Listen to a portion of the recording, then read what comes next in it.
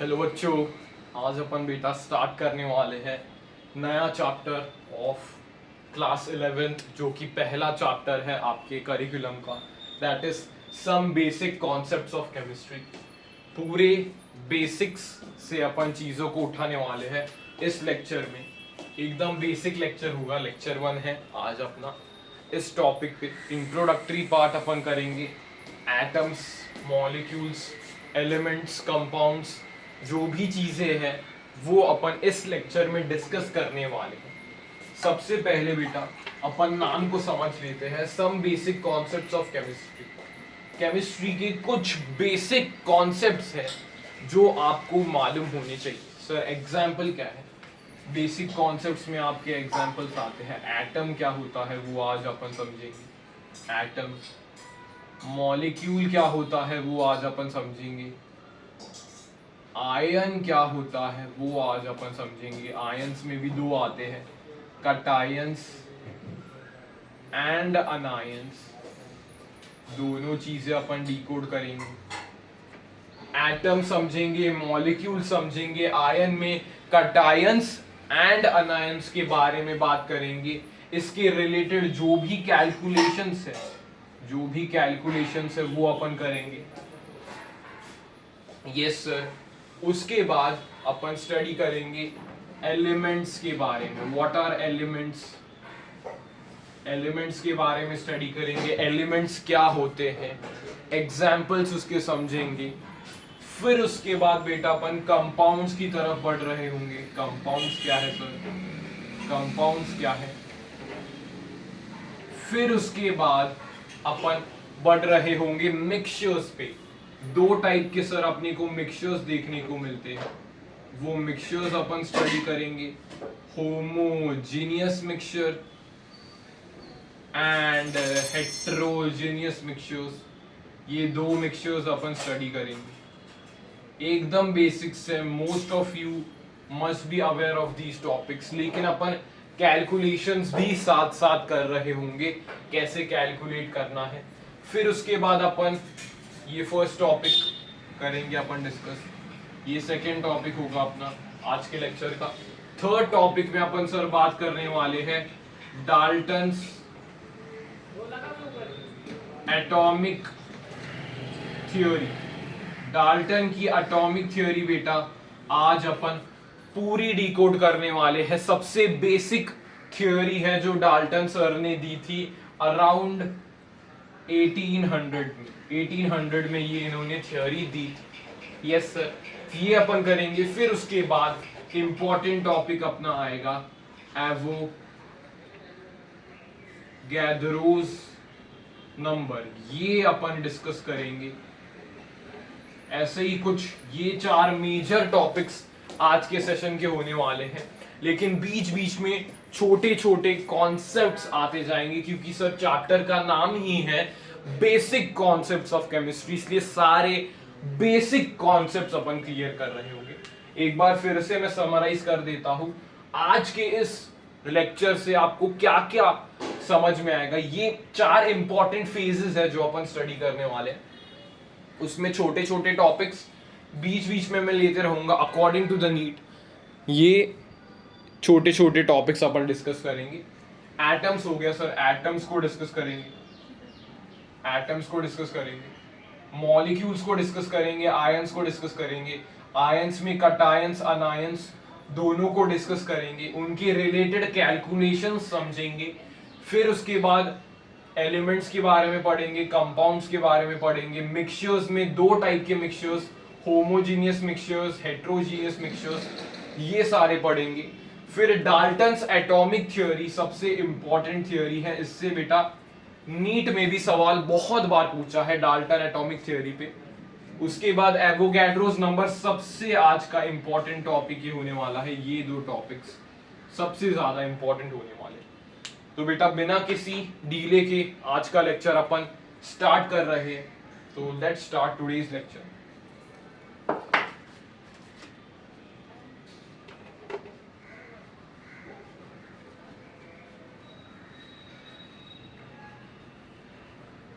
Start करने से पहले अपन कुछ यूजेस के बारे में सर बात करने वाले हैं, यूजेस ऑफ केमिस्ट्री। यूजेस की सर बात करते हैं, पहले से स्टार्ट करते हैं। तो पहला यूज सर अपने को देखने को मिलता है फर्टिलाइजर्स में। फर्टिलाइजर्स में अपने को यूज देखने को मिलने वाला है। कौन कौन से फर्टिलाइजर्स अपने को ध्यान में रखने सर? पहला है sodium phosphate. Sodium phosphate sir इसका फॉर्मूला क्या है? Na3PO4 सोडियम फॉस्फेट, ये पहला फर्टिलाइजर है। फिर उसके बाद सर यूरिया है। यूरिया इसका क्या है? NH2 C double bond O NH2। Sodium phosphate, urea, और उसके बाद सर अपने को देखने को मिलता है ammonium sulphate. Ammonium sulphate sir इसका फॉर्मूला क्या है? NH4 twice SO4। ये तीन फर्टिलाइजर्स आपको ध्यान में रखने हैं। सोडियम फॉस्फेट का फॉर्मूला डायरेक्टली पूछा जा सकता है sir. Sodium phosphate, urea and ammonium sulphate, ये तीन फर्टिलाइजर सर आपके याद हो जाने चाहिए। Yes sir. उसके बाद सैनिटाइजर्स में यूज होता है। सैनिटाइजर्स में क्या यूज करते हैं सर? सैनिटाइजर्स में यूज करते हैं प्रोपेन, प्रोपन, 2-ऑल, ये अपन यूज करते हैं सैनिटाइजर्स में। सर इसका स्ट्रक्चर कैसे होता है? स्ट्रक्चर इसका कैसे होता है? CH3 और सेकेंड पोजीशन पे ऑल ग्रुप प्रेजेंट होता है। प्रोपेन 2-ऑल को अपन सैनिटाइजर्स में यूज करते हैं। तीसरा क्या है सर? तीसरा अपने को देखने को मिलता है फर्टिलाइजर्स हो गया, सैनिटाइजर्स हो गया, मेडिसिनल यूज देखने को मिलता है केमिस्ट्री का। मेडिसिन में बेटा एनसीईआरटी में जो डेटा दिया गया है वो मैं लिख रहा हूं यहां पे। कैंसर के लिए अपन क्या यूज करते हैं सर? अपन यूज करते हैं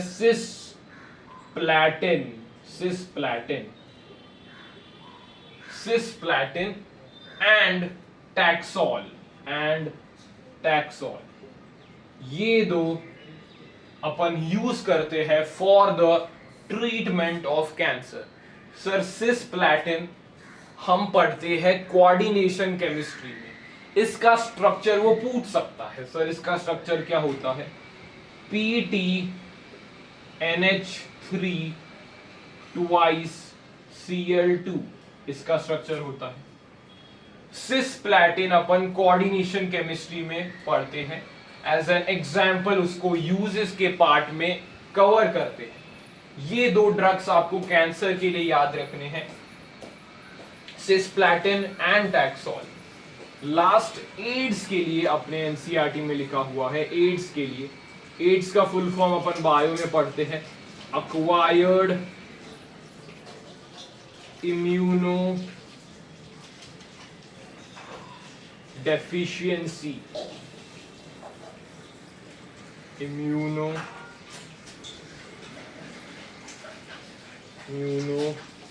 डेफिशिएंसी सिंड्रोम। ये बेटा एड्स का फुल फॉर्म होता है, बेसिक 10th स्टैंडर्ड में भी आपने पढ़ा होगा, अक्वायर्ड इम्यूनो डेफिशिएंसी सिंड्रोम। ये इसका कॉजेटिव एजेंट क्या है? इसे कॉज्ड बाय वायरस इसको कॉज करता है। HIV का फुल फॉर्म लिख के बताइए। ह्यूमन इम्यूनो डेफिशिएंसी सिंड्रोम, ये इस sorry human immuno deficiency virus, ये कॉजेटिव एजेंट है इसका। एड्स का full form acquired immuno deficiency syndrome. 12 standard के बायो में इस पे बड़ा डिस्कशन लिया गया है। आपने काम का मतलब क्या है सर, यहां पे यूज करते हैं AZT, इसका फुल फॉर्म क्या है सर, एजिटोथायमिडीन। ये बेटा अपन ड्रग यूज करते हैं for the treatment of AIDS. AZT azidothymidine ये अपन यूज करते हैं। पहला पेज यूजेस के बारे में सर अपन ने केमिस्ट्री के यूजेस के बारे में समझ लिया है। यस सर, क्लियर है। अब तक रिवाइज करवा देता हूं। यूजेस में मैंने कहा तीन फर्टिलाइजर्स अपने को याद में रखने के, sodium phosphate Na3PO4, urea NH2C double bond O NH2, ammonium sulphate NH4 twice SO4। ये फर्टिलाइजर्स की बात हो गई। सैनिटाइजर्स में बेटा आपको याद रखना है propane two all, propane two all sir अपने को याद रखना है, प्रोपेन टू ऑल। इसका स्ट्रक्चर ऐसा होता है, बॉन्ड लाइन स्ट्रक्चर सीख चुके हो तो ऐसा बॉन्ड लाइन स्ट्रक्चर आपको मिलेगा। Yes sir. मेडिसिन में आपको कैंसर के लिए मेडिसिन पढ़नी है जो एनसीईआरटी ने दिया गया है। सिस्प्लैटिन का स्ट्रक्चर मैंने यहां पे बताया है, PTNH3 ट्वाइस Cl ट्वाइस। ये स्ट्रक्चर आप कोऑर्डिनेशन कंपाउंड में पढ़ते हैं, इसका सब हाइब्रिडाइजेशन सब अपन वहां पे पढ़ते हैं।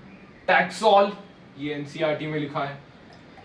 एड्स के बारे में सर अपन 12th के बायो के पोर्शन में एक इंपॉर्टेंट पैराग्राफ पढ़ते हैं, उससे थोड़ा मैंने बेसिक्स दिख दिया है।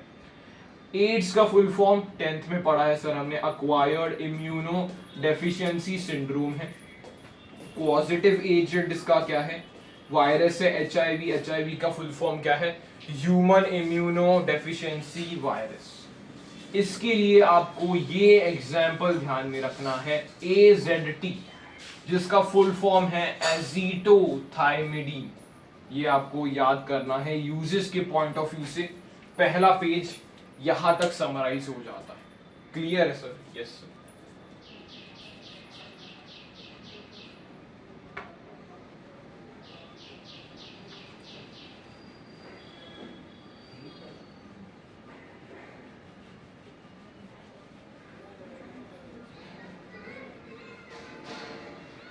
यहाँ पे सर हम थोड़े और केमिस्ट्री के बेसिक्स की तरफ बढ़ रहे हैं। तो सेकेंड बेसिक छोटा सा टॉपिक अपन डिकोड करेंगे, दैट इज मैटर। मैटर के बारे में सर डिस्कस करते हैं, एकदम इजी टॉपिक है सर, हमने पढ़ लिया है। मैटर की डेफिनेशन बेसिक क्या है, anything that has mass and occupy space. anything that has mass and occupies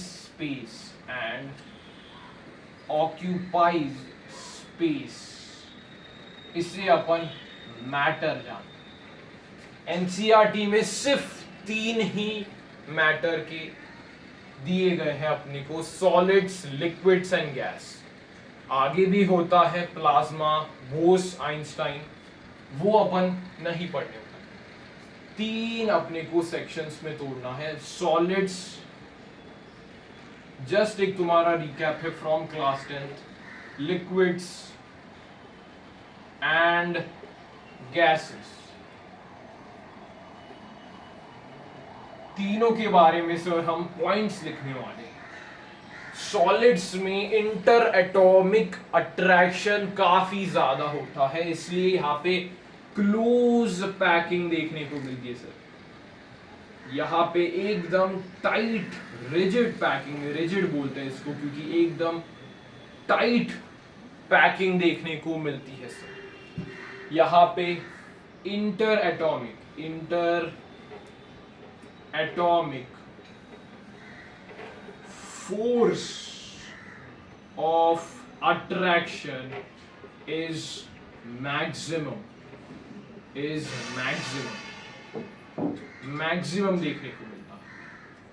Whereas liquids में यहाँ पे थोड़ी स्पेस देखने को मिलती है, यानी इंटरमीडिएट है। सॉलिड्स इज मैक्सिमम, सॉलिड्स में इंटर एटॉमिक फोर्स एकदम मैक्सिमम है, गैसेस में इंटर एटॉमिक फोर्स एकदम मिनिमम है, यानी कि मॉलिक्यूल्स बहुत अपार्ट है एक दूसरे के, मॉलिक्यूल्स आर वेरी अपार्ट।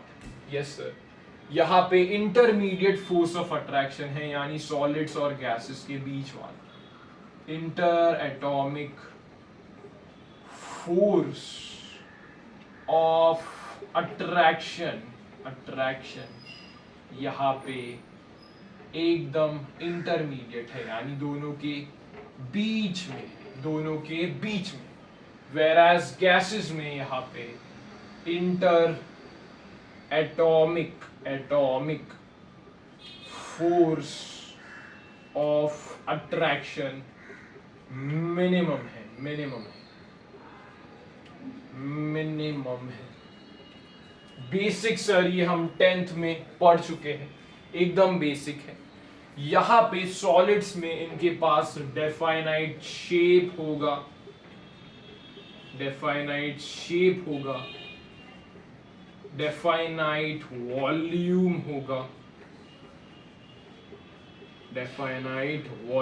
होगा,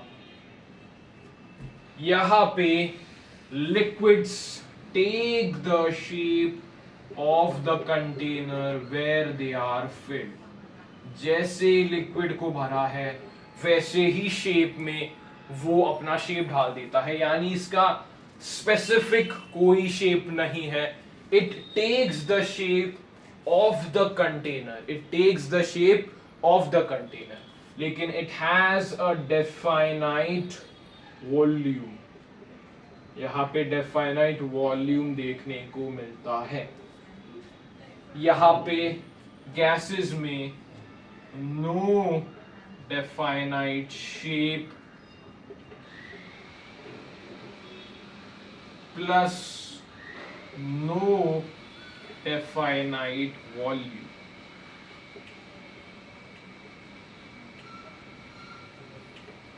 यस सर, एक बेसिक चीज मैंने यहाँ पे करवा दी है। सॉलिड्स, लिक्विड्स, गैस, ये मैटर के अंदर अपन चीजें समझते हैं। मैटर एनीथिंग है that has mass and occupy space है। 3 बेसिक चीजें हैं, solids, liquids and gases. Solids में inter atomic force of attraction एकदम टाइट है, रिजिड स्ट्रक्चर है, कॉम्पैक्ट स्ट्रक्चर है। सॉलिड स्टेट अपन पढ़ा करते थे, लेकिन सिलेबस में अभी 12th के चैप्टर नहीं।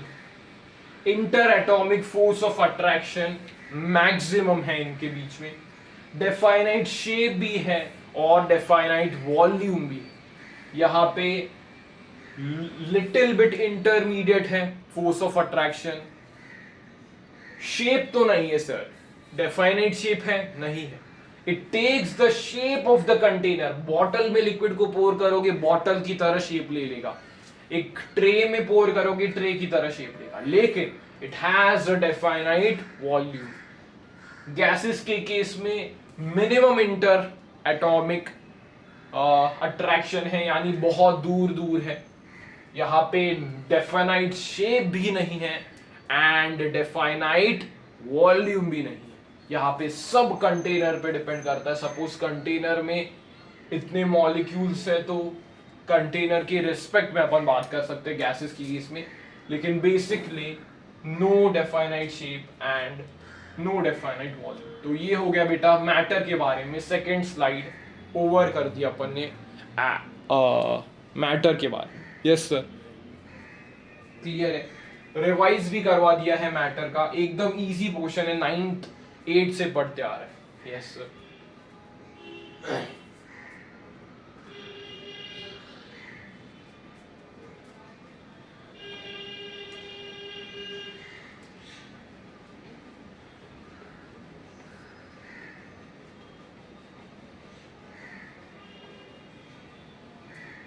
सर अभी अपन स्टार्ट करते हैं 3 इंपॉर्टेंट टॉपिक्स, उसके रिलेटेड सब एक ही पेज में बता दूंगा, ध्यान से फोकस से सुनना।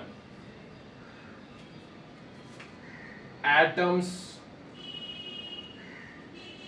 Molecule and ions. स्टार्टिंग में मैंने तुम्हें ब्रीफिंग की थी तो अपना टॉपिक यहां से स्टार्ट हो रहा था मेन, क्योंकि पहले 2 टॉपिक्स इट्स इंपॉर्टेंट है लेकिन छोटे छोटे टॉपिक्स है। ये मेन टॉपिक अपन ने लिखा था फर्स्ट, इसमें एटम्स, मॉलिक्यूल्स, आयंस, इनके बारे में समझना बेटा बहुत इंपॉर्टेंट है। ये क्या है sir? Smallest particle of an element. ध्यान से सुनना बेटा, कुछ भी कंफ्यूजन नहीं होना चाहिए। इस लेक्चर में इतनी श्योरिटी दे दूंगा, कुछ भी कंफ्यूजन नहीं होगा। Smallest particle of an element को अपन एटम कहते हैं। इसका बहुत ध्यान से सुनना, मे और may not have independent existence, independent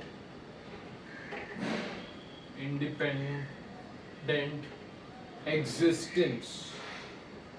ये लाइन बहुत ज्यादा इंपॉर्टेंट है सर। एटम इंडिपेंडेंटली एग्जिस्ट भी कर सकता है और नहीं भी कर सकता। मतलब एक एटम इंडिपेंडेंट एग्जिस्टेंस हो भी सकता है, नहीं भी हो सकता। ये लाइन बहुत ज्यादा इंपॉर्टेंट है। यस सर, अगर मैं एग्जांपल देता हूं कुछ एटम के एग्जांपल दिए तो एटम ऑफ हीलियम कैसे लिखोगे सर? एटम ऑफ हीलियम मतलब हीलियम का सर हमें सिंबल लिखना है। यस, तो ऐसे हीलियम लिखेंगे। फिर उसके बाद atom of nitrogen, atom of nitrogen मतलब उसका सिंबल लिखना है। यस सर, अभी एक पूछता हूं मैं तुम्हें, हीलियम कैसे एग्जिस्ट करता है? सर हीलियम तो ऐसे एग्जिस्ट करता है। नाइट्रोजन क्या ऐसे एग्जिस्ट करता है? नहीं। नाइट्रोजन कैसे एग्जिस्ट करता है sir? Nitrogen exist as N2। यही उस लाइन का मीनिंग है, may or may not have independent existence। यानी एटम ऑफ हीलियम का इंडिपेंडेंट एग्जिस्टेंस है, पर एटम ऑफ नाइट्रोजन का इंडिपेंडेंट एग्जिस्टेंस नहीं है। यस सर, समझ में आ गया? यस। मॉलिक्यूल की बात करेंगे। मॉलिक्यूल में ध्यान से देखना, स्मॉलेस्ट पार्टिकल ऑफ एलिमेंट और कंपाउंड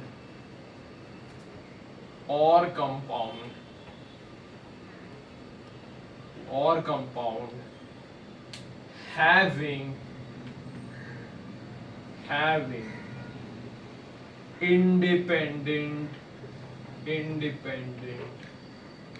existence। ये लाइन बहुत ज्यादा इंपॉर्टेंट है। स्मॉलेस्ट पार्टिकल ऑफ एलिमेंट और कंपाउंड हैविंग इंडिपेंडेंट एग्जिस्टेंस। इसका इंडिपेंडेंट एग्जिस्टेंस होना अनिवार्य है, यानी मैंडेटरी। एग्जाम्पल लेके देख लेते हैं सर। यही 2 एग्जाम्पल मैं लूंगा, इससे क्लियर कॉन्सेप्ट होने वाला है। Molecule of helium,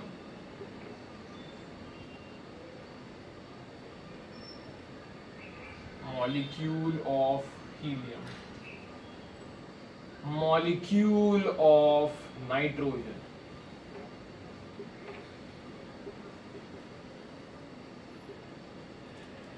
molecule of helium कैसे लिखते हैं sir? Molecule of helium He2 नहीं है, He ही है। मतलब हीलियम का एटम और हीलियम का मॉलिक्यूल सेम ही है। Yes sir. Molecule of nitrogen N2। N2 का क्या एग्जिस्टेंस इंडिपेंडेंट है? Yes sir. क्या हीलियम का एग्जिस्टेंस इंडिपेंडेंट है? यस। तो ये बेटा कभी भी नहीं भूलोगे मॉलिक्यूल और एटम में क्या डिफरेंस है।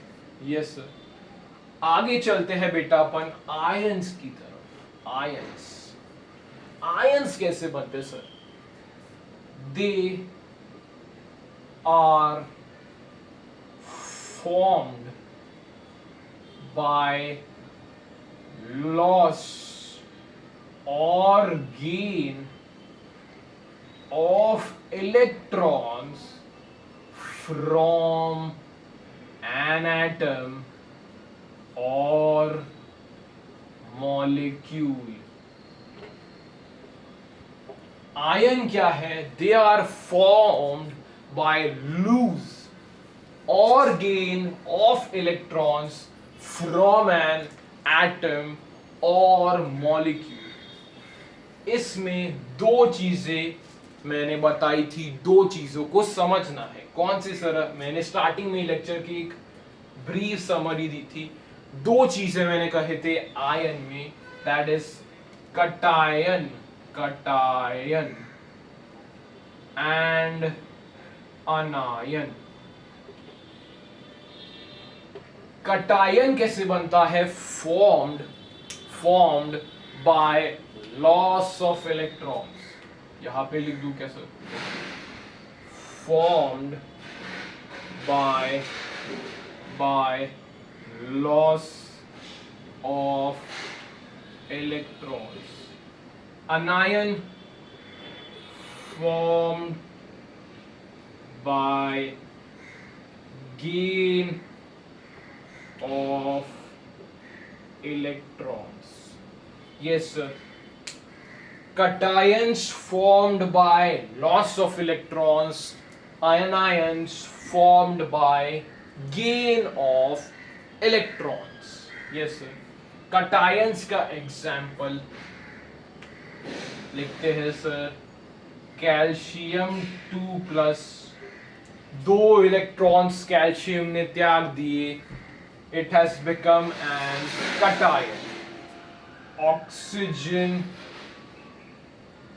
2-, यहां पे ऑक्सीजन ने दो इलेक्ट्रॉन्स ले लिए, that is it is an अनायन।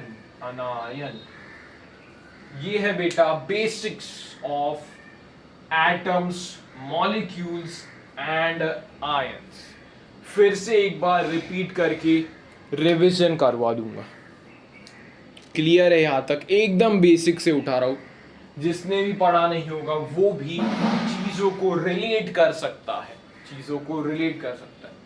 Sir atoms क्या है? Smallest particle of an element is an atom which may or may not have an independent existence। Example, atom of helium He, atom of nitrogen N। क्या helium He के form में exist करता है? Yes sir. क्या nitrogen N के form में exist करता है? No sir, it exist in N2 form. तो ये इंपॉर्टेंट है। और एग्जाम्पल्स लिखना चाहते हो तो लिख सकते हो सर। एटम ऑफ नियॉन, लिखो सर, लिखे। Atom of phosphorus, atom of sulphur,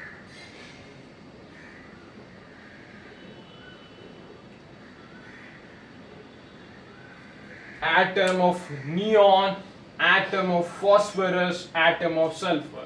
यहां पे लिखना बेटा molecule of neon, molecule of phosphorus, molecule of nitrogen। Sorry molecule of sulphur. सारे बेटा आपके मिसकॉन्सेप्शन क्लियर हो। एटम ऑफ नियॉन कैसा है? एटम चाहिए तो सिर्फ सिंबल लिखना है। Atom of neon sir Ne है। एटम ऑफ फॉस्फोरस क्या है? P। एटम ऑफ सल्फर क्या है sir? S। Atom of sulphur क्या है? S। मॉलिक्यूल ऑफ नाइट्रोजन क्या है सर? सेम है। मॉलिक्यूल ऑफ फॉस्फोरस क्या है? P4। मॉलिक्यूल ऑफ सल्फर क्या है? S8। बहुत इंपॉर्टेंट है बेटा, ये 3 एग्जाम्पल्स थोड़े से ज्यादा इंपॉर्टेंट हो जाते हैं। एटम ऑफ नियॉन और मॉलिक्यूल ऑफ नियॉन सेम है क्या? Yes sir. फॉस्फोरस P के फॉर्म में एग्जिस्ट करता है क्या? No sir, it exist in the form of P4 यानी smallest particle of an element or a compound with independent existence। ये मॉलिक्यूल है P4 इंडिपेंडेंट एग्जिस्ट करता है, ना कि P। सल्फर S का इंडिपेंडेंट एग्जिस्टेंस नहीं है।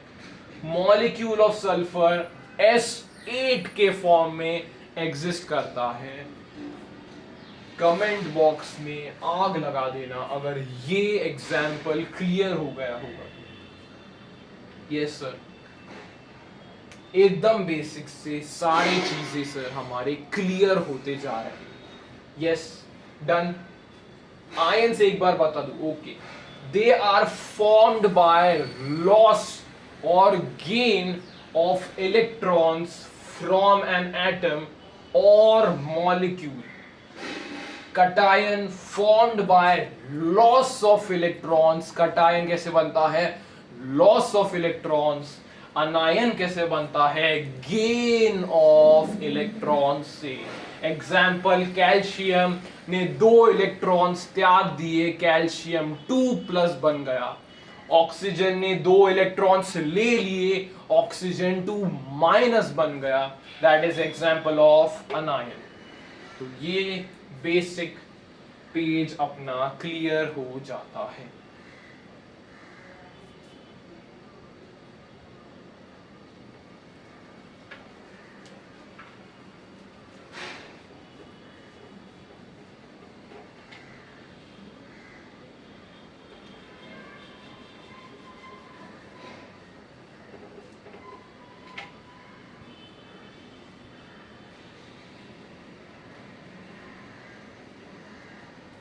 नेक्स्ट टॉपिक जो मैंने लिखवाया था, तीनों को एक ही पेज। पहले कैलकुलेशन बता देता हूं। यस, पहले कैलकुलेशन कर लेते हैं जल्दी।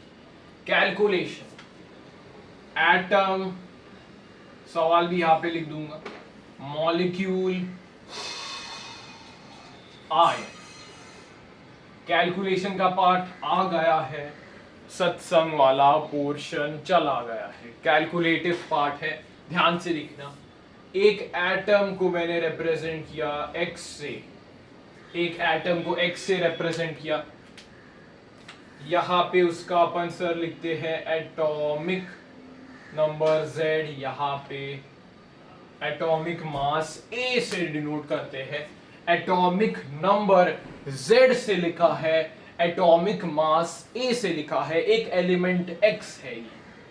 Z क्या है सर? Z है एटॉमिक नंबर, ऊपर लिख रहा हूं बेटा। Z है एटॉमिक नंबर, A है atomic mass. Yes sir, Z है एटॉमिक नंबर, A है एटॉमिक मास। नंबर ऑफ क्या निकालना है? चलो, प्रोटॉन। हाँ, प्रोटॉन न्यूट्रॉन तो मालूम है, या बता दूं? यहां पे ही बता देते sir. Number of proton. Proton क्या है सर? पॉजिटिव चार्ज है। एक बार एक्सप्लेन कर देता हूं यहां पे, फिर बाद में रब कर दूंगा। ध्यान से देखिए यहां पे, ये अपना न्यूक्लियस है, इसके अंदर एक ये अपना एटम है, इसके बाहर घूमने वाले इलेक्ट्रॉन्स हैं। इसके अंदर प्रोटॉन है और न्यूट्रॉन है। प्रोटॉन और न्यूट्रॉन मिलके न्यूक्लियस बनाते हैं। प्रोटॉन और न्यूट्रॉन मिलके न्यूक्लियस बनाते हैं। तो number of proton is equal to Z, that is number of proton atomic number के इक्वल होता है। यस सर, एटम के केस में बात कर रहे हैं। फिर नंबर ऑफ इलेक्ट्रॉन्स भी एटॉमिक नंबर के इक्वल होता है। एटॉमिक नंबर के इक्वल होता है। नंबर ऑफ न्यूट्रॉन्स कैसे निकाले सर? नंबर ऑफ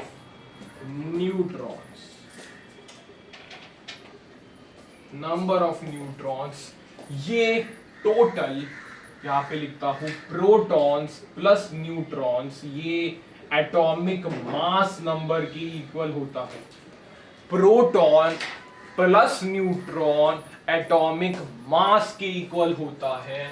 तो इसको मैं लिख सकता हूं A माइनस Z क्यों sir? Number of protons Z के बराबर होते हैं। तो न्यूट्रॉन्स कैसे हो गए सर? A minus Z। समझ में आ गया? फिर से बता देता हूं। एटम, एक X एटम लिया, उसका रिप्रेजेंटेशन कैसे Z और A ऐसे लिखते हैं। Z क्या है? एटॉमिक नंबर है। A क्या है? एटॉमिक मास है। Number of protons atomic number के इक्वल होंगे। Number of electrons atomic number के इक्वल होंगे।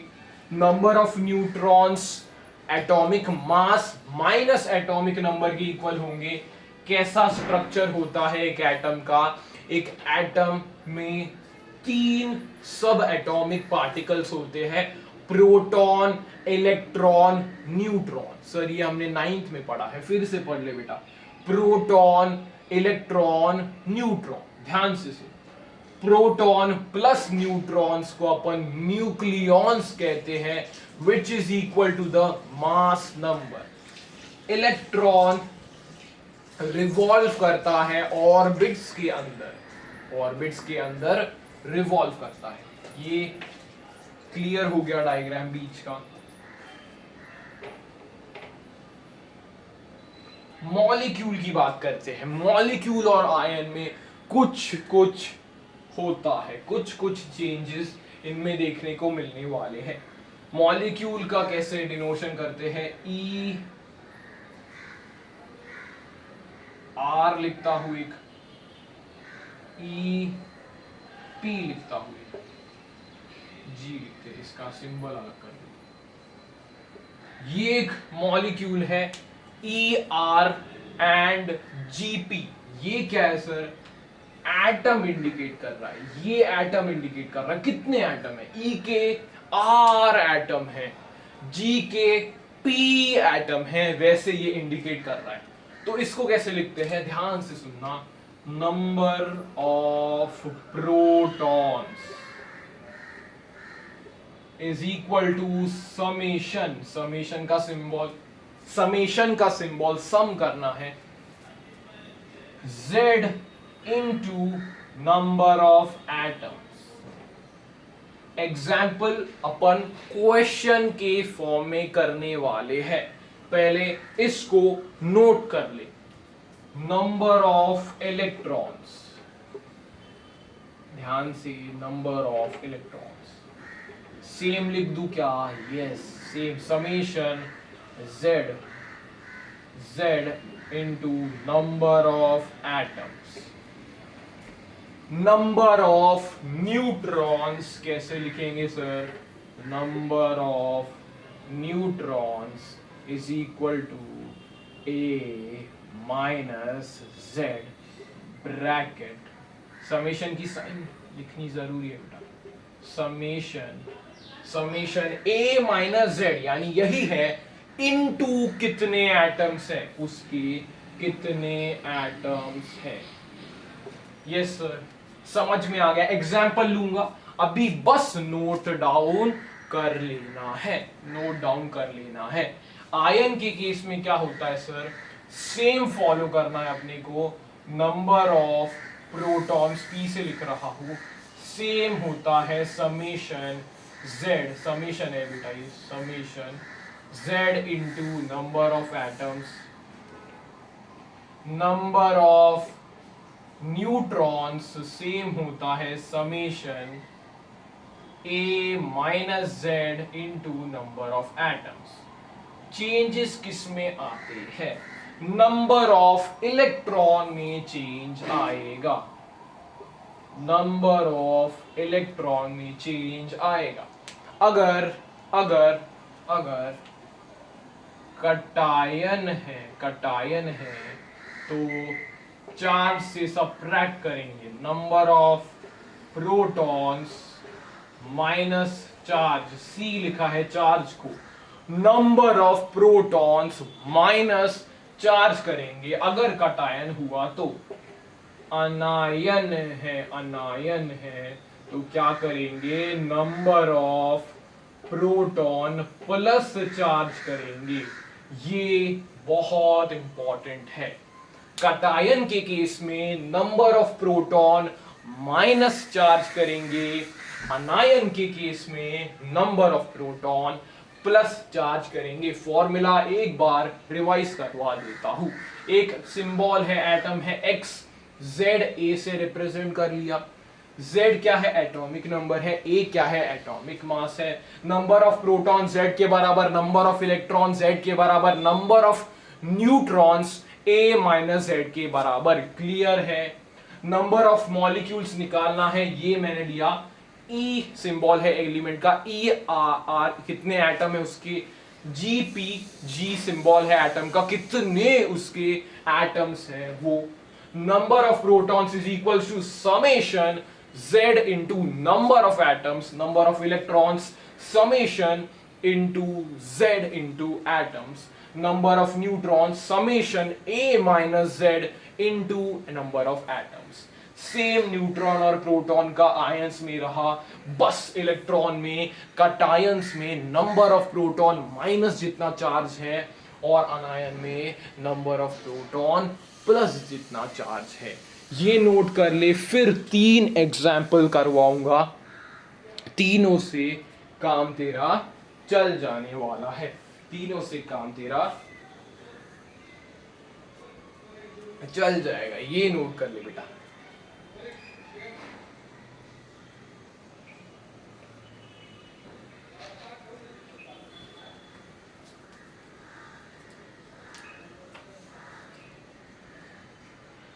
यहां पे एक एग्जाम्पल लेते हैं, तुम बताना मुझे, सोडियम 1123, मुझे बताना है प्रोटॉन कितने होंगे, पी से डिनोट कर रहा हूं, न्यूट्रॉन कितने होंगे, इलेक्ट्रॉन कितने होंगे। जल्दी से बताना है, स्क्रीन को पॉज कर, बुक ले, सवाल सॉल्व कर। क्या होगा इसका answer, sir number of protons direct Z के बराबर, ये Z है 11, 11 आंसर आएगा। नंबर ऑफ न्यूट्रॉन्स 23 माइनस 11 यानी 12 आंसर आएगा।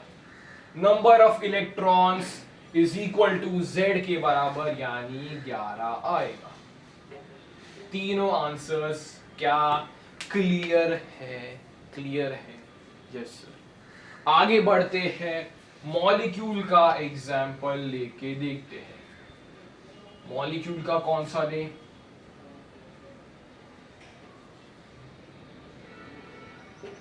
इसका बताना मुझे, इसका इंडिविजुअल तुम्हें गिवन होगा, ऐसे लिखते हैं अपन,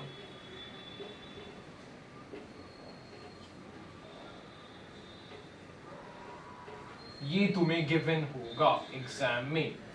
इसका मुझे नंबर ऑफ प्रोटॉन बताना है, नंबर ऑफ न्यूट्रॉन बताना है, नंबर ऑफ इलेक्ट्रॉन बताना है। कैसे करोगे बेटा सॉल्व, ध्यान से सुनना। ध्यान से देखना, समेशन का क्या मतलब होता है, ध्यान से देखना। Z इंटू एटम्स का समेशन, इसका Z क्या है सर, कार्बन का Z 6 है, यहाँ पे 6 दिख रहा है अपने को। कार्बन का Z कितना दिख रहा है सर, 6 दिख रहा है। 6 इंटू 1 6 प्लस 2 दिख रहे, 2 एटम दिख रहे बेटा, 2 एटम दिख रहे। Z into number of atom 8 into 2 कितना 16, कितना आ रहा है आंसर बेटा, 22 लिख दू, सही है क्या बेटा, 22 लिख दू, यस सर, एकदम सही है, एकदम सही है। Z लिखा मैंने, क्या करना है, Z इंटू एटम्स का सम, कार्बन एक ही कार्बन है, एक कार्बन, 6 इंटू 1 6, 8 इंटू 2 16, 16 प्लस 6 22, 22 बेटा अपना आंसर आएगा। नंबर ऑफ न्यूट्रॉन्स, यानी ये करना है अपने को a minus Z into number of atom, इसका 12 माइनस 6 6 इंटू 1 6, 8 और 16 16 माइनस 8 8 8 इंटू 2, यानी एकदम सेम आएगा 22। इलेक्ट्रॉन्स भी 22 आएंगे सर, क्योंकि नंबर ऑफ प्रोटॉन और नंबर ऑफ इलेक्ट्रॉन निकालने का फॉर्मूला सेम ही है, सेम ही है। यस, क्लियर है क्या? होमवर्क भी मैं देने वाला हूं, 2-3 सवाल लिख के रहूंगा, कमेंट में दिखना चाहिए, कमेंट में आंसर दिखना चाहिए। क्लियर है ये? और एक एग्जांपल लेते हैं, आयंस का दिक्कत होता है, आयन का एग्जांपल लेंगे, SO4 2 माइनस, इसका करके बताइए, सारे लोग पॉज करें और इसका सवाल मुझे बताइए। क्या क्या निकालना है? वही sir, proton, neutron and electron. ध्यान से सोच समझ के इसका आंसर देना है। सल्फर का दिया जाएगा, यहां पे दे दूं, सल्फर का कैसे होता है बेटा, 16 एंड 32 ऐसे दिया जाएगा। ऑक्सीजन का मैंने दिया है, बाकी किसकी जरूरत नहीं पड़ेगी, सल्फर का दिया है, बस सल्फर नया है इसलिए सल्फर का दिया है, 16 और 32। कैसे करेंगे sir? 16 into number of atoms, यानी 16 इंटू 1, 16 इंटू 1 प्लस 16, ऑक्सीजन का कितना है सर, 8 है, 8 इंटू नंबर ऑफ एटम्स, यानी 8 4 32, 32 प्लस 16 कितना होता है, कौन बताएगा? 48 लिखूं? यस सर, 48 होता है, 48 होता है, नो डाउट सर, 48 होता है। न्यूट्रॉन का बेटे ध्यान से देखना, गलती इसमें न्यूट्रॉन से ही होगी।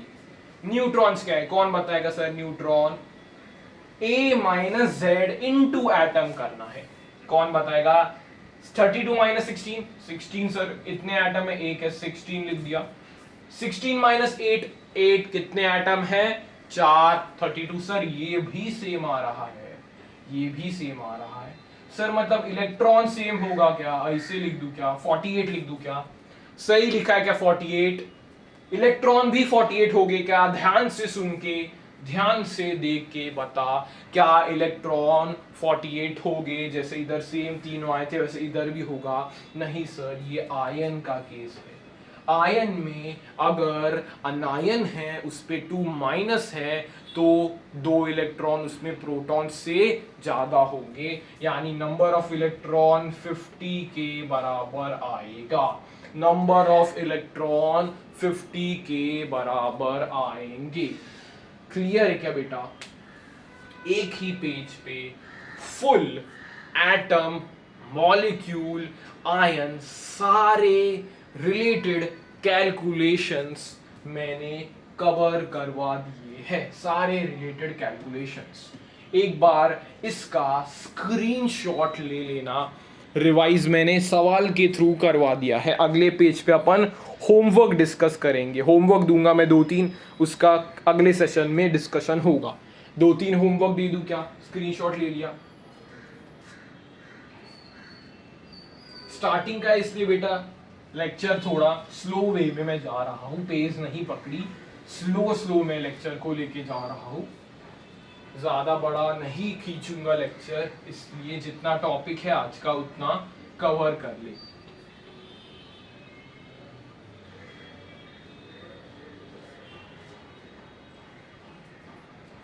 आगे देखते सर, होमवर्क दे दूं क्या अभी? होमवर्क के लिए लिख ले, यहाँ पे लिख देता हूँ, 2-3 सवाल लिख देते हैं। 2-3 सवाल, एक तो ये कैलकुलेट करना है कैल्शियम 2040, इसका मुझे number of protons, neutrons, electrons calculate करके लिखना है। होमवर्क है बेटा, 1 का आंसर, क्वेश्चन 1 का आंसर नीचे कमेंट करते जाना, प्रोटॉन, न्यूट्रॉन, इलेक्ट्रॉन। और मॉलिक्यूल में कौन सा दूं? मॉलिक्यूल कौन सा अच्छा मॉलिक्यूल है? इस मॉलिक्यूल का मुझे प्रोटॉन, न्यूट्रॉन एंड इलेक्ट्रॉन्स लिख के बताइए। एंड इसका मुझे प्रोटॉन, न्यूट्रॉन एंड इलेक्ट्रॉन लिख के बताइए। आप लोगों का होमवर्क मैंने तैयार कर दिया है, पहले ही क्लास में अपन होमवर्क देने के लिए जाते हैं। ये होमवर्क आपको करना है, ट्राई करेंगे सब लोग इस होमवर्क को, ट्राई करेंगे बेटा सब लोग इस होमवर्क को। कैल्शियम का, SO2 का एंड फॉस्फेट आयन का निकाल के बताना है। ये आप सभी का होमवर्क है। प्रोटॉन, न्यूट्रॉन, इलेक्ट्रॉन ये निकाल के मुझे बताना है। आगे चलते हैं सर, आगे के टॉपिक पे, एलिमेंट, कंपाउंड। एलिमेंट्स और कंपाउंड्स की अपन बात करने वाले हैं। एलिमेंट किससे बना होता है sir? Element is formed from atoms। Element बेटा एटम्स से जुड़ के बना हुआ होता है। एलिमेंट एटम से जुड़ के बनाया हुआ होता है। 10th में पीरियोडिक टेबल में 118 एलिमेंट्स अपन ने स्टडी किए थे, उसके सारे एग्जाम्पल्स एलिमेंट में आते हैं। Sodium, chlorine, fluorine, iodine, bromine, सारे सो ऑन 118 एलिमेंट्स एक ही एटम से बने हुए हैं। Smallest particle of an element upon atom कहते हैं। एलिमेंट एटम्स से बना हुआ है। कंपाउंड क्या है? कंपाउंड थोड़ा कॉम्प्लेक्स टर्म होता है। कंपाउंड क्या है? ध्यान से सुनना बेटा, डिफरेंट एलिमेंट्स कंबाइन, ध्यान से मेरे शब्दों को सुनना। Elements, different elements combine in fixed ratio two form compound. बहुत इंपॉर्टेंट बात है बेटा। Different elements combine in a fixed ratio two form a compound. Example की बात करते हैं, एग्जाम्पल से समझेंगे। एग्जाम्पल देते हैं सर, सोडियम। सोडियम किस में यूज होता है? सोडियम की एक प्रॉपर्टी बताइए। सोडियम की प्रॉपर्टी बताता हूं बेटा, बहुत इंपॉर्टेंट प्रॉपर्टी है। एक कंटेनर, घर पे ट्राई जिसने भी किया उसको लाफा पड़ेगा, मेरा घर पे कोई भी ट्राई नहीं करेगा। पानी है, सोडियम का टुकड़ा लेके आ गए, उसको पानी में डाला तो एक्सप्लोजन होगा। Sodium explodes in water. Sodium की खासियत है कि वो पानी के साथ स्पॉन्टेनियस रिएक्शन करके एक्सप्लोड हो जाता है। Chlorine chlorine was used as a bioweapon in World War One. Chlorine को बायो वेपन की तरह यूज किया था इन वर्ल्ड वॉर वन। दोनों का मिक्स्ड करके अपने को एक प्रोडक्ट मिलता है NaCl। NaCl क्या है? सॉल्ट है। सॉल्ट है मतलब दो एलिमेंट्स कंबाइन हो गए in fixed proportion to form a compound जिसको अपन बोलते हैं सोडियम क्लोराइड। मतलब कंपाउंड में एलिमेंट की प्रॉपर्टी लूज हो गई। कंपाउंड में एलिमेंट की प्रॉपर्टी लूज हो गई। सोडियम पानी में एक्सप्लोड करता था, क्लोरीन बायो वेपन की तरह यूज हुआ था वर्ल्ड वॉर वन में, लेकिन दोनों के मिक्सचर से जो कंपाउंड बना वो घर में सॉल्ट की तरह यूज करता है। मतलब कंपाउंड में इन compound elements lose their independent properties.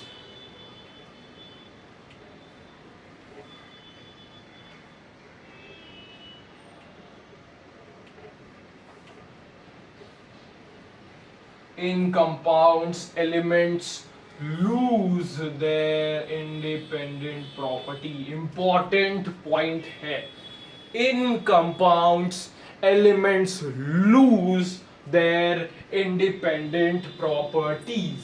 ये हो गया सर एलिमेंट्स और कंपाउंड्स के बारे में जो अपना सेकेंड इंपॉर्टेंट टॉपिक था। यस सर, हो गया है अपना एलिमेंट्स और कंपाउंड्स का डिस्कशन। एक बार रिवाइज करते हैं। Element is formed from atoms. Atoms से बना है एक एलिमेंट। सोडियम एक एलिमेंट है, क्लोरीन एक एलिमेंट है, ब्रोमीन एक एलिमेंट है, आयोडीन एक एलिमेंट है, कैल्शियम एक एलिमेंट है, फॉस्फोरस एक एलिमेंट है। ऑल 118 जो पीरियोडिक टेबल में सारे एलिमेंट्स हैं। कंपाउंड्स क्या है? Different elements combined in a fixed ratio two form a compound. जैसे सोडियम और क्लोरीन कंबाइन कर जाते हैं सोडियम क्लोराइड, जिसको अपन सॉल्ट की तरह यूज करते हैं, उनके प्रॉपर्टीज चेंज हो जाते हैं। यानी in compound elements lose their independent properties. Sodium की प्रॉपर्टी एक्सप्लोड होने की थी पानी के साथ। Chlorine was used as a bioweapon in world war one. दोनों की इंडिविजुअल प्रॉपर्टी कंपाउंड में आने के बाद खत्म हो गई। सोडियम क्लोराइड को अपन सॉल्ट की तरह यूज करते हैं। क्लियर है बेटा? एलिमेंट हो गया, कंपाउंड हो गया। इसके बाद आते हैं mixtures.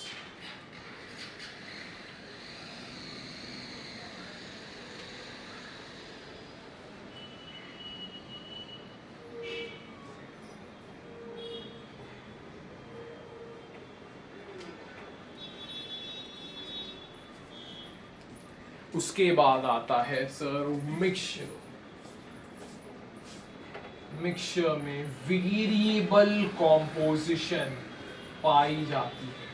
Not a fixed composition, variable composition पाई जाती है।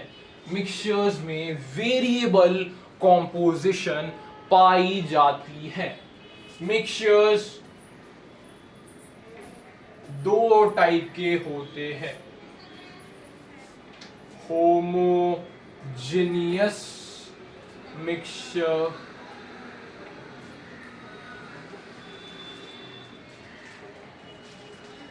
Heterogeneous homogeneous mixture.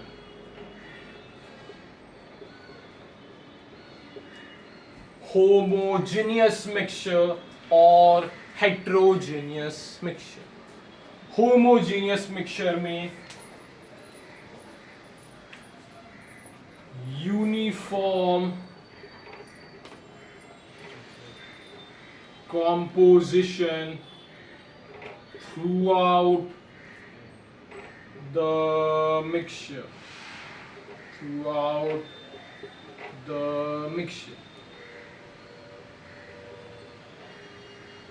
यहाँ पे होमोजीनियस मिक्सचर में uniform composition through out the mixture देखने को मिलती है. एग्जाम्पल की बात करेंगे. Salt plus water, sugar plus water and air भी इसका एग्जाम्पल है. एग्जाम्पल क्या है? Salt plus water, sugar plus water and air, ये होमोजेनियस मिक्सचर के एग्जाम्पल है. हेटेरोजीनियस मिक्सचर में क्या होता है? Non uniform composition throughout the mixture.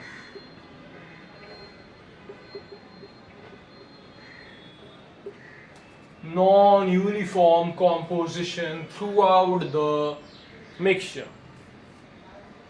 यहाँ पे एग्जाम्पल क्या है? Rock plus water, dirt plus water, stones plus water. Milk भी एक हेटेरोजीनियस मिक्सचर है. Milk is also an heterogeneous mixture. Milk is also an heterogeneous mixture. Yes sir. Homogeneous mixture, uniform composition throughout the mixture. Example: salt plus water, sugar plus water and air. Heterogeneous mixture, non-uniform concentration throughout the mixture. Rock plus water, dirt plus water, stone plus water and milk. यहाँ पे एक super से भी ऊपर चीज important है कि यहाँ पे इंपॉर्टेंट स्टार मार्क करना है.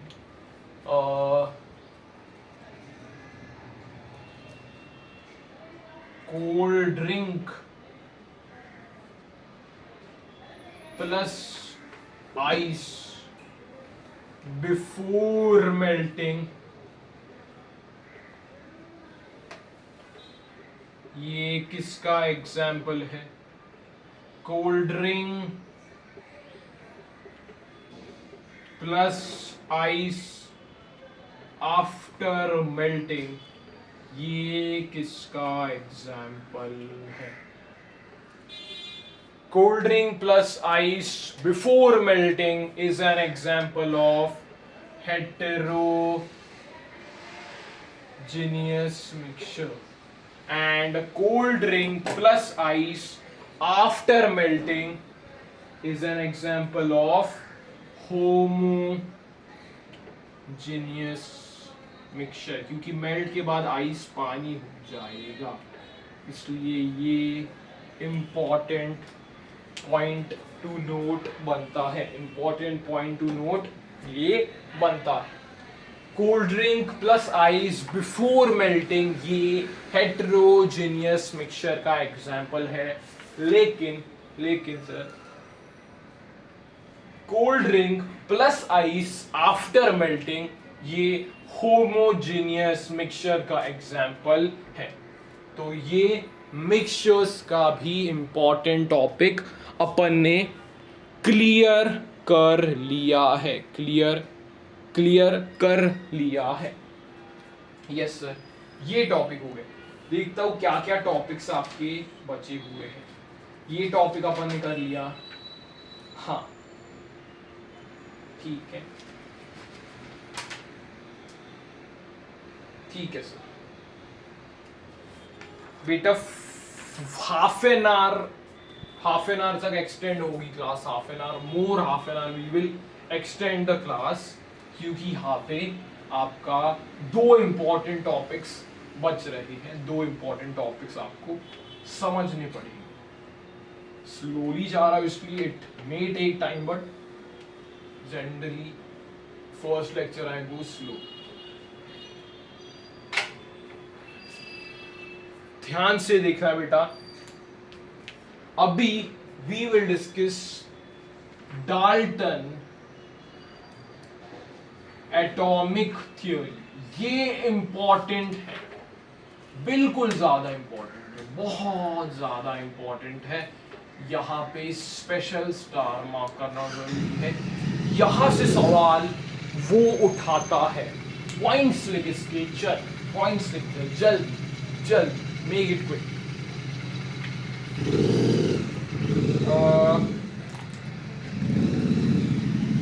all atoms of an elements are same। ये डाल्टन जी ने बात कही। all atoms of an element are same मतलब सर सोडियम के एटम्स सारे सेम होंगे, सारे सेम होंगे। जितने भी सोडियम में एटम्स हैं सारे सेम होंगे। ये पहला पॉइंट था। Different elements have different atoms।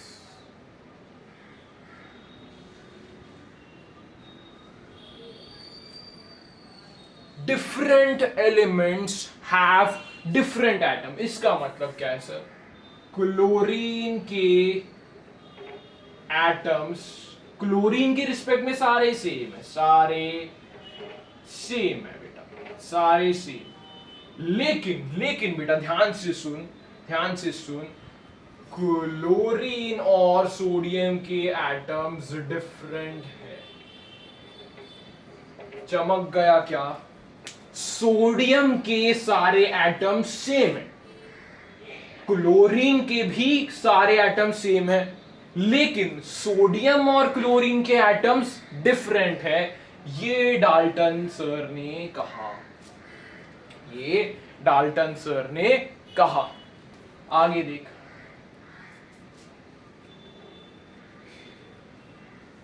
Dalton equation कैसे लिखते थे वो समझते हैं। 2H plus OH2।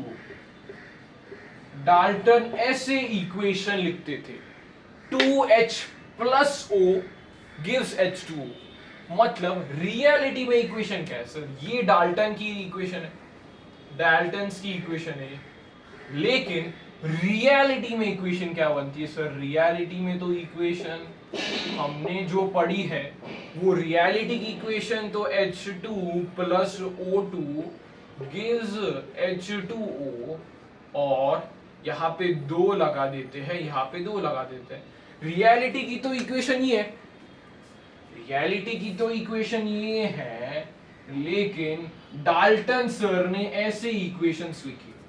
उन्होंने एटम्स के फॉर्म में इक्वेशन लिखना चालू किया, ना कि मॉलिक्यूल्स के फॉर्म में। उन्होंने एटम्स के फॉर्म में इक्वेशन लिखे। यस, और एक इंपॉर्टेंट पॉइंट देखना बेटा, laws of chemical combination are based, सवाल पूछ सकता है वो, based on Dalton's atomic theory.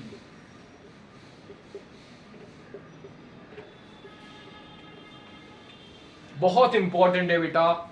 Laws of chemical combination are based on Dalton's atomic theory. लेकिन ट्विस्ट आता है, Dalton theory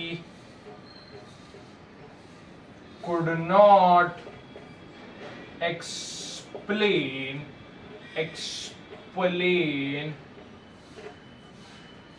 laws of gaseous combination.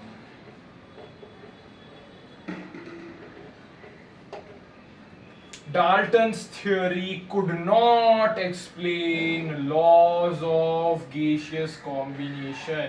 NEET 2025 का ताजा गर्मा गर्म सवाल।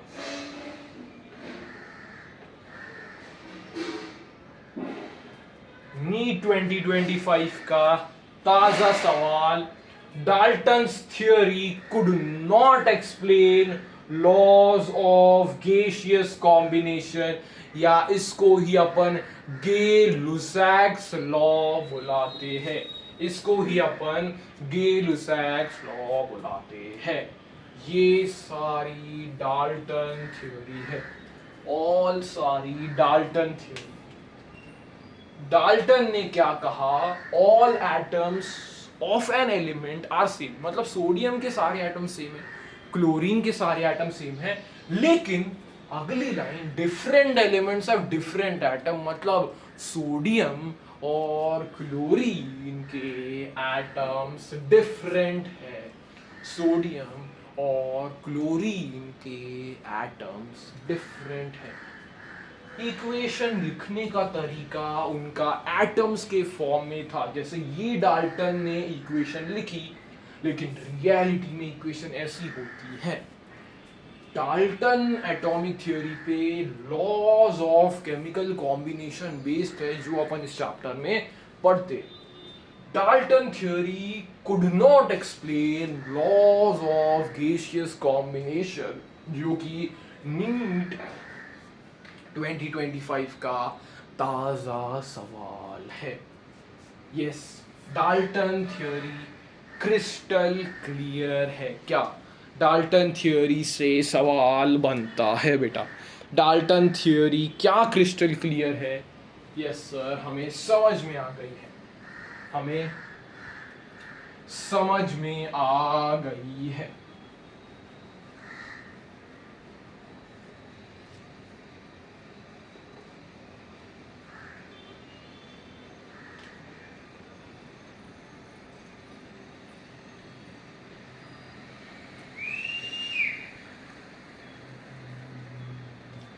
आगे इम्पोर्टेंट टॉपिक पे चर्चा होने वाली है, एवोगैड्रोस नंबर। सबसे इम्पोर्टेंट टॉपिक अभी आ चुका है।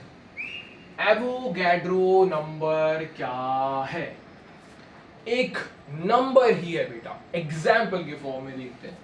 एक पैर में दो नंबर है, एक जूते का पैर यानी दो जूते, एक डजन किताबें यानी 12 किताबें। वैसे ही एवोगैड्रो नंबर को Na से रिप्रेजेंट करते हैं, मतलब 6.022 into 10 to the power 23 ये नंबर सिग्निफाई करता है। ये वैल्यू है एवोगैड्रोस नंबर की, ये वैल्यू है एवोगैड्रोस नंबर की। क्या है sir? 6.022 into 10 to the power 23, या फिर कैलकुलेशन के लिए 6 मान की भी काम किया जा सकता है फॉर कैलकुलेशंस, 6 मान के भी काम किया जा सकता है। ये एवोगैड्रोस नंबर है। यस, यहां पे देखना बेटा, कॉन्सेप्ट एक आएगा, 1 gram atomic mass of element has Na atoms।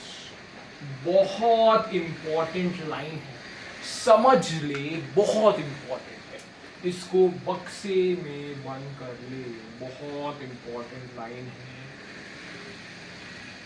1 gram atomic mass of an element has Na atoms, यानी 12 ग्राम कार्बन,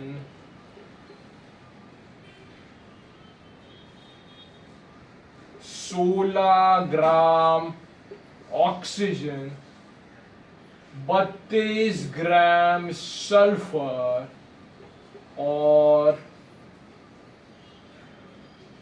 40 ग्राम कैल्शियम में 1 Na यानी 6.022 into 10 to the power 23 atoms होंगे। 16 ग्राम ऑफ ऑक्सीजन में 1 Na एटम्स होंगे, यानी 6.020 into 10 to the power 23 atoms होंगे। 32 gram of sulphur में 6.022 into 10 to the power 23 atoms होंगे। 40 ग्राम ऑफ कैल्शियम में 6.022 into 10 to the power 23 atoms होंगे। Sir, gram atomic mass का मतलब क्या है? ग्राम एटॉमिक मास का मतलब है कि एटॉमिक मास के आगे ग्राम लगाना है, यानी एटॉमिक मास ऑफ कार्बन 12 है, तो ग्राम एटॉमिक मास 12 ग्राम होगा। एटॉमिक मास कैल्शियम का 40 है, ग्राम एटॉमिक मास 40 ग्राम होगा। आगे ग्राम लगाना है, यही है ग्राम एटॉमिक मास का कॉन्सेप्ट, यही है ग्राम एटॉमिक मास का कॉन्सेप्ट। समझने की कोशिश करते हैं बेटा। एवोगैड्रोस नंबर क्या है? जस्ट एक नंबर है, that is 6.022 into 10 to the power 23। मैंने यहां पे स्टेटमेंट लिखी, 1 gram atomic mass of an element has Na number of atoms, यानी 12 ग्राम कार्बन में 6.022 into 10 to the power 23 atoms होंगे। 16 ग्राम ऑक्सीजन में 6.022 into 10 to the power 23 atoms होंगे। 32 gram of sulphur में 6.022 into 10 to the power 23 atoms होंगे। 40 gram of calcium में 6.022 into 10 to the power 23 atoms होंगे। Gram atomic mass मतलब atomic mass के आगे ग्राम लगाना है। एटॉमिक मास ऑफ कार्बन 12 होता है, ग्राम एटॉमिक मास 12 ग्राम होगा। एटॉमिक मास ऑफ कैल्शियम 40 होता है, ग्राम एटॉमिक मास 40 ग्राम होगा। ये कॉन्सेप्ट है अपना ग्राम एटॉमिक मास का। ठीक है, ये बता दिया। ठीक है, ठीक है, ठीक है, ठीक है, ठीक है, बता दिया ये पार्ट। आगे चलते बेटा, आगे चलते हैं बेटा।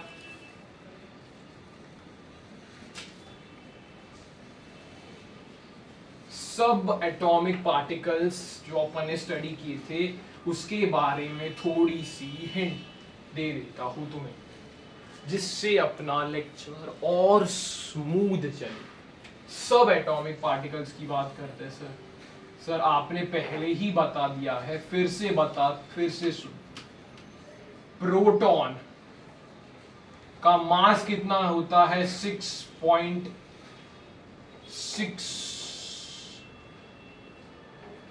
6.672 into 10 to the power 27 kgs minus 27 kgs। ग्राम में इसको लिख सकते हैं 6.672 into 10 to the power minus 24 gram.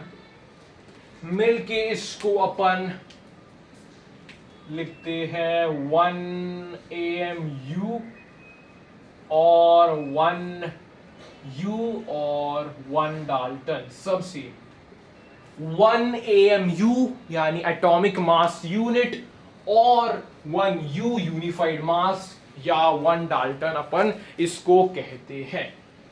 1 AMU की डेफिनेशन बाद में बताऊंगा, पहले मासेस ये आपको जानने पड़ेंगे।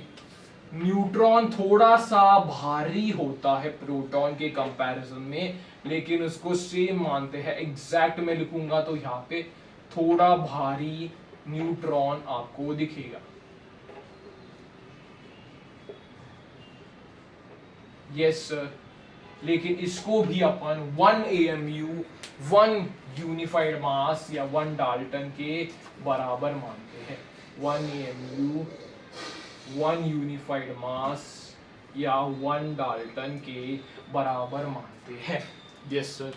मास ऑफ इलेक्ट्रॉन क्या होता है सर? मास ऑफ इलेक्ट्रॉन बहुत छोटा होता है। फिजिक्स में, मॉडर्न फिजिक्स में ये सारी चीजें इक्वली इंपॉर्टेंट है। 9.1 into 10 to the power minus 31 kg इसका मास होता है। मतलब मैं लिख सकता हूं बेटा, ध्यान से इसको नोट कर लेना। Mass of electron is 1837 times less than mass of proton. Mass of electron is 1837 times less than mass of proton. Yes, ये क्लियर है क्या बेटा? सब एटॉमिक पार्टिकल्स अपने को एटॉमिक स्ट्रक्चर में भी एंड मॉडर्न फिजिक्स में भी यूज होने वाले हैं। क्या है? प्रोटॉन का 6.67 into 10 to the power minus 27 kg, जिसको अपन 1 AMU 1 यूनिफाइड मास या 1 डाल्टन बोलते हैं। न्यूट्रॉन स्लाइटली हेवियर होता है, लेकिन उसको बराबर ही मानते हैं प्रोटॉन के 1 AMU 1 यूनिफाइड मास या 1 डाल्टन के बराबर। इलेक्ट्रॉन बहुत छोटी क्वांटिटी है, इसलिए आगे आप देखोगे जब भी अपन मास कैलकुलेट कर रहे होंगे तो अपन इलेक्ट्रॉन का मास कैलकुलेट नहीं करते या कंसीडर नहीं करते। Yes sir. यहाँ पे देखना, मास की कैलकुलेशन अभी अपन करने जाने वाले हैं। मास कैसे निकाले वो समझते, पहले एटम का समझते। मास ऑफ एन एटम समझते बेटा। पेशेंटली आपको लेक्चर को देखना है, पेशेंटली, एकदम पेशेंस के साथ लेक्चर वॉच करोगे, इसको फॉलो करोगे, इस सीरीज को जो मैं ये चैप्टर फिनिश करवाऊंगा, सारे चीजें डेफिनेटली क्लियर होंगे। आपका काम बनता है ज्यादा से ज्यादा क्वेश्चन सॉल्व करना है। Yes sir. Mass of an atom कैसे निकाले सर? एग्जांपल लेते हैं। सोडियम का 1123, तो यहां पे मास ऑफ एटम का सिंपल फंडा है बेटा, सिंपल फंडा है, बहुत सिंपल है। क्या करते हैं sir? Mass of proton plus mass of neutron, simple. ध्यान से देख, मास of proton plus mass of neutron करते हैं, यानी जिसको फील आ गया वो बता सकता है क्या कि सिर्फ ये एटॉमिक मास को देखना है। कैसे सर? यहां पे मास ऑफ प्रोटॉन कितना है? 11 AMU। Yes sir. Mass of neutron कितना है सर? 12 AMU, यानी टोटल 23 AMU। ये मास ऑफ एटम है। समझ में आया? मास ऑफ एटम कैसे निकाल सकते हैं sir? Mass of proton plus mass of neutron. यहां पे इलेक्ट्रॉन्स को कंसिडरेशन में नहीं लेना है क्योंकि वो बहुत लाइट है। Yes sir. Mass of proton plus mass of neutron 12 AMU, 12 proton है into AMU 12 AMU, sorry 11 AMU, 11 proton है 11 AMU, 12 न्यूट्रॉन है 12 AMU, टोटल 23 AMU आपका आंसर जाएगा। इसको ग्राम में कन्वर्ट करना है तो 1.67 इंटू 10 टू द पावर -24 लिख सकते हो ग्राम के लिए। केजी में करना है 1.67 इंटू 10 टू द पावर -27 कर सकते हो केजी में। ऐसे करना है सर। मास ऑफ एटम आपको समझ में आ गया? Yes sir. ये रब कर दूं सब एटॉमिक पार्टिकल्स का, फिर यहां पे ही सब बताता हूं। यस करूं रब? यस।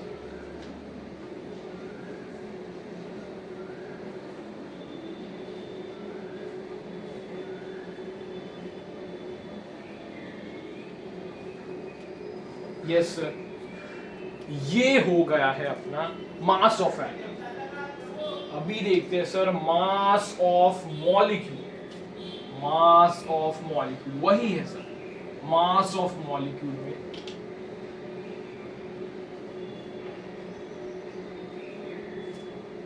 मास ऑफ मॉलिक्यूल में आपको क्या करना है, एक एग्जांपल लेते हैं। CO2 का मैंने एग्जांपल लिया, तो ध्यान से देखना सर, ध्यान से देखना। मास of proton into number of atoms करते हैं plus mass of neutron into number of atoms करेंगे और उसका आपको समेशन लेना है, इसका समेशन लेना है, समेशन सम लेना है, इसका सम लेना है, समेशन। एग्जाम्पल से करते हैं sir. Example sir SO2 CO2 ले लिया मैंने। C का क्या रहता है सर? 16 12 लिखते हैं। O को कैसे लिखते हैं? 8 16 लिखते हैं। तो यहां पे ध्यान से देखना, मास of proton into atom. Carbon का एक ही एटम है, प्रोटॉन का मास कितना होगा sir? 6 AMU plus mass of neutron कितना है? 6 AMU। ये कार्बन का हो गया सर, कार्बन का ये हो गया, plus mass of proton. Mass of proton कितना है sir? 8 AMU into 8 AMU into number of atoms 2 plus mass of neutron 8 AMU into number of atom 2। कितना आ रहा है सर? कितना आ रहा है सर? 6 12 AMU प्लस 16 प्लस 16 यानी 32, यानी आपका आंसर आएगा सर 44 AMU। यानी मास ऑफ मॉलिक्यूल कैसे निकालेंगे? मास of proton into number of atoms plus mass of neutron into number of atoms का समेशन, का समेशन। आपको एक ट्राई करना ये वाला SO2 का कैसे निकालेंगे। सल्फर का, सल्फर का कैसे है? 1632 एंड ऑक्सीजन का 860। इसका आप मुझे मास निकाल के बताइए, मास कितना होगा, मास ऑफ मॉलिक्यूल कितना होगा, इसका निकाल के बताइए। सल्फर डाइऑक्साइड का कितना मास होगा बेटा? सल्फर डाइऑक्साइड का कितना मास होगा? सर यहाँ पे देखिए मास ऑफ प्रोटॉन, कितने प्रोटॉन है सर? 16 प्रोटॉन्स है। 16 प्रोटॉन से 16 एएमयू, एक ही एटम है, प्लस 16 न्यूट्रॉन से 16 एएमयू, एक ही एटम है। लेकिन ऑक्सीजन के केस में, ऑक्सीजन के केस में दो एटम्स है, दो एटम्स है, यानी मास ऑफ प्रोटॉन इनटू एटम कितना है? 8 16 एएमयू, प्लस न्यूट्रॉन कितना है? 8 इंटू 2 16 एएमयू। सर ये तो सिंपल 32 प्लस 32 यानी 64 एएमयू आपका आंसर होगा, आपका आंसर होगा। यहाँ पे ट्रिक भी कर सकते हो सर, ट्रिक बताओ क्या? एक जल्दी बहुत फास्ट ट्रिक से आपका आंसर आएगा। यहाँ पे सिर्फ मास देखो, एटॉमिक मास देखो, 32 है, 32 को एएमयू में बदल दो, 32 एएमयू, एटम एक ही है 32, 32 एएमयू आपका सीधा ये सल्फर आएगा। 16 एएमयू ऑक्सीजन है, ऑक्सीजन कितने है? 2 है, 16 इंटू 2 32। ट्रिक बता दी, ट्रिक बता दी, डायरेक्ट एटॉमिक मास लिख, ए लिख इंटू एटम्स कर और उसका समेशन ले ले। ये उससे भी तगड़ी ट्रिक सर आपने दे दी। ए लिख लिया है, सिर्फ एटॉमिक मास लिख इंटू नंबर ऑफ एटम्स कर, उसका समेशन ले, आपको आंसर क्लियर होगा। जैसे यहां पे एग्जांपल ले ले, एक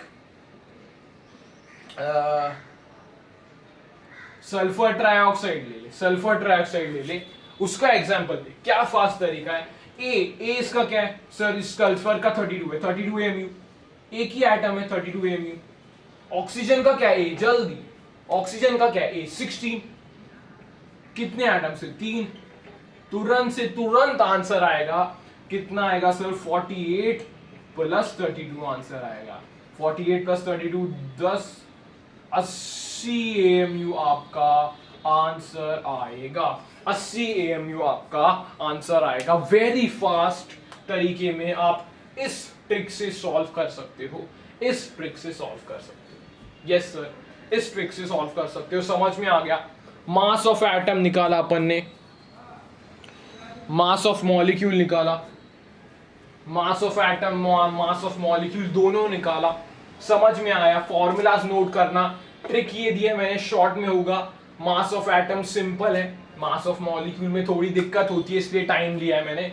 मास ऑफ मॉलिक्यूल बता दिया। Yes sir. Mass of ion भी बेटा सेम ही है, क्योंकि यहाँ पे इलेक्ट्रॉन्स का जिक्र नहीं है। एक मास ऑफ तुम्हें वो बता के देता हूं, तुम्हें मैं मास ऑफ आयन निकालना बताता हूं। मास ऑफ आयन,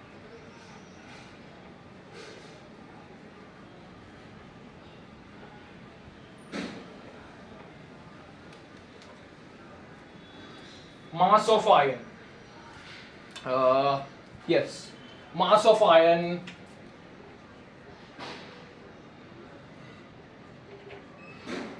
सपोज मैंने लिया SO4 2 माइनस, यहाँ पे तुम्हें सेम तरकीब यूज करनी है। S दिया है कितना? 1632 एंड ऑक्सीजन दिया है 860। यहाँ पे सीधा मेरी ट्रिक यूज कर, summation atomic mass into number of atom, at summation atomic mass into number of atom कर ट्रिक यूज।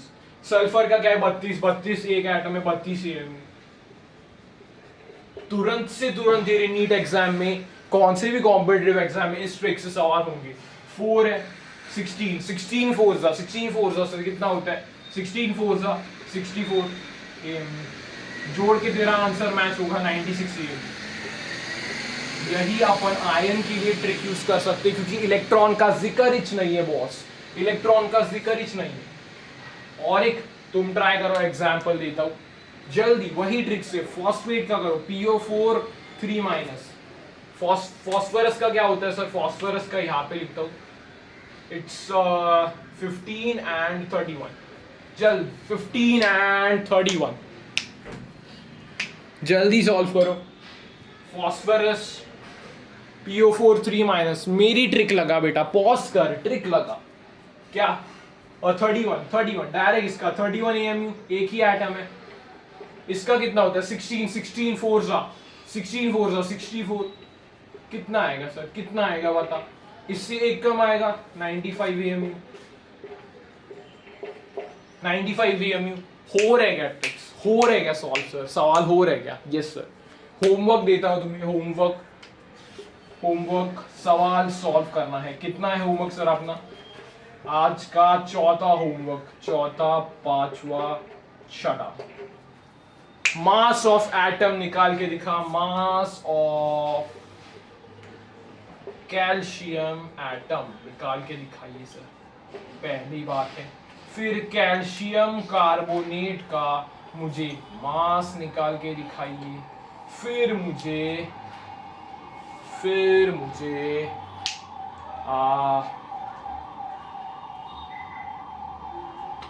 इसका निकाल के बताएंगे sir.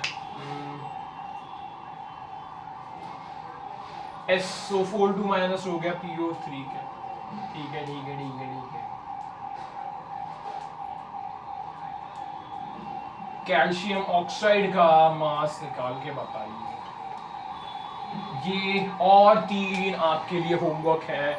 Mass of calcium atom, mass of calcium carbonate, mass of calcium oxide आपको निकाल के comment करना है सर। 6 अभी तक होमवर्क दिए हैं मैंने, 1 2 3 एंड दिस इज 4 5 6।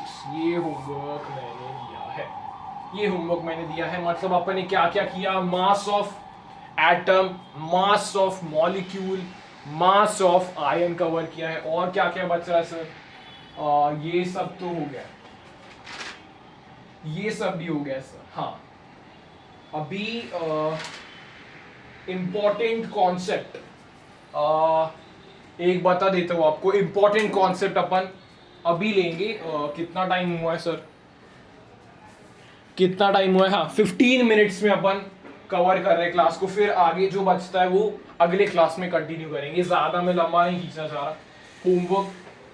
होमवर्क बस करना है यार। 6 होमवर्क दिया है मैंने, 6 के 6 मुझे कमेंट में आंसर। तुम्हारा रिस्पॉन्स देखने के लिए मैं बेताब हूं। तुम कमेंट करना आंसर।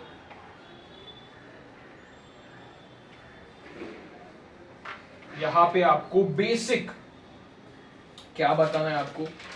हाँ ठीक, यहां पे देखना, रिलेटिव एटॉमिक मास, ये टर्म बेटा यूज होगा। इजी है वैसे, कुछ हाईफाई नहीं है। अपन ने जो पढ़ा है वही कंसेप्ट है, ध्यान से। रिलेटिव एटॉमिक मास को राम से डिनोट करते हैं, प्रभु श्री राम के इससे अपन डिनोट करते हैं। यस सर, यहां पे देख अपन क्या करते हैं, मास निकालते हैं। Mass of atom divided by 1 AMU करते हैं। ये अपना कंसेप्ट होता है। मास ऑफ एटम निकालते हैं, जैसे अपन ने निकाला उसको 1 AMU से डिवाइड करते हैं। एक एग्जाम्पल लेके देखते हैं सर, हीलियम का क्या होता है सर? हीलियम का बता के दिखा मुझे। हीलियम का कैसे लिखते हैं सर? 2 4। तो हीलियम का ट्रिक पकड़, डायरेक्ट एटॉमिक मास में बस AMU आगे जोड़ दे। क्या है सर? 4 AMU। यस सर, इसको कैसे लिखेगा? 4 AMU bye 1 AMU।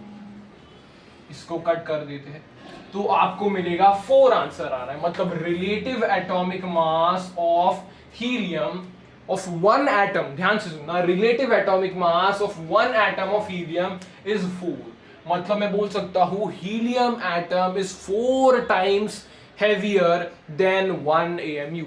Helium atom is 4 times heavier than 1 AMU। Yes sir, ये पहला टॉपिक है अपना। सर सिंपल लगा, मास ऑफ एटम तो सीख गए। वही सेम कंसेप्ट आपको लगाना है रिलेटिव मॉलिक्यूलर मास में, वही सेम कंसेप्ट है। इसको अपन RMM से डिनोट करते हैं। Mass of molecule by 1 AMU by 1 AMU, mass of molecule by 1 AMU। Slow ही बता रहा हूं बेटा अभी भी। Mass of molecule by 1 AMU। एक एग्जाम्पल देखते हैं, कार्बन डाइऑक्साइड का लेते हैं। कार्बन डाइऑक्साइड का अपन ने कैलकुलेट किया था, फिर से कर लेते हैं। कार्बन का क्या है सर, 12 AMU, डायरेक्ट मैंने किया। इसका क्या होता है सर, 16 होता है, 16 इंटू 2 32 AMU, 44 AMU आएगा। तो इसको लिखना है 44 AMU बाय AMU, यानी इसका आंसर आएगा 44।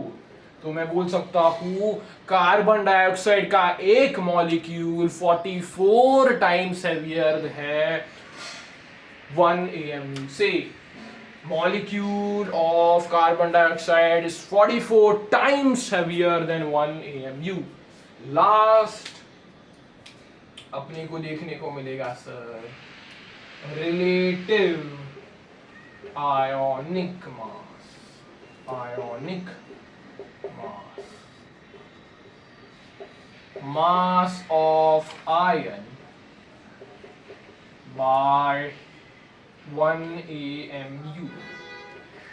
सर मास ऑफ आयन, एक एग्जांपल लेते हैं, SO4 2 माइनस। क्या बोला मैंने, ट्रिक देख, S का एटॉमिक मास कितना सर, 32 AMU कर ले, प्लस 16 इंटू 4 64 AMU कर ले, मिलके 96 AMU होगा। तो इसको कैसे लिखेंगे, 96 AMU बाय AMU, इसको लिखते हैं सर 96, मतलब 1 ion of SO4 2 minus is 96 times heavier than 1 AMU। तो बेटा रिलेटिव एटॉमिक मास हो गया, रिलेटिव मॉलिक्यूलर मास हो गया, रिलेटिव आयोनिक मास हो गया। इसके रिलेटेड कैलकुलेशंस अपन अगले लेक्चर में लेंगे। उस लेक्चर में मैं मोल्स पे पीएचडी करवाने वाला हूं। अगले लेक्चर का नाम होगा पीएचडी ऑन मोल्स। सारे मोल्स के रिलेटेड कंसेप्ट बताऊंगा सेकेंड लेक्चर में, यानी कल परसों तक सेकेंड लेक्चर में डलवा दूंगा। आज के लेक्चर का फीडबैक नेसेसरी है, कैसे तुम्हारा फीडबैक है, अच्छा लगा लेक्चर, बुरा लगा, क्या क्या चेंजेस है, वो फीडबैक मुझे देते रहिए। और लेक्चर को लाइक जरूर करना and subscribe to the channel for more such videos, क्योंकि आज से मैंने 11th का स्टार्ट किया है आपका केमिस्ट्री का पोर्शन, जहाँ पे पहला chapter some basic concepts of chemistry के मैंने सारे बेसिक टर्म्स एकदम सड़क से, एकदम जीरो से मैंने ऊपर तक लेके गया, एक एक लेवल बिल्ड किया मैंने। तो अगले लेक्चर के लिए स्टे ट्यून्ड, अगले में अपन इसके कैलकुलेशंस करेंगे और मोल्स स्टार्ट करने वाले हैं। तब तक के लिए बेटा bye bye and take care.